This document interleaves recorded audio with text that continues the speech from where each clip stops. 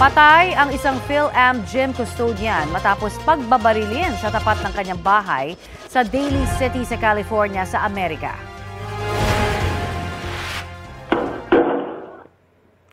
Umalingaw-ngaw ang sunod-sunod na putok ng baril sa kuha ng CCTV noong September 29. 8 beses na palang pinagbabaril ang PhilAm na si Rolando Yanga.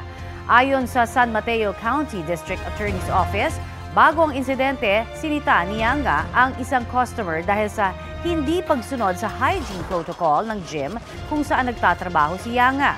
Nauwi raw ito sa pagtatalo. Sinundan daw ng lalaki si Yanga pauwi sa kanyang bahay at doon pinagbabaril. Naaresto ng pulis ang suspect kinabukasan sa kanyang bahay. Mahaharap siya sa reklamong murder.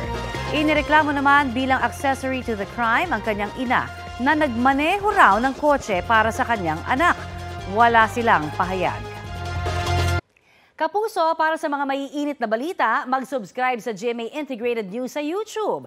Sa mga kapuso naman abroad, subaybayan nyo kami sa GMA Pinoy TV at sa www.gmanews.tv.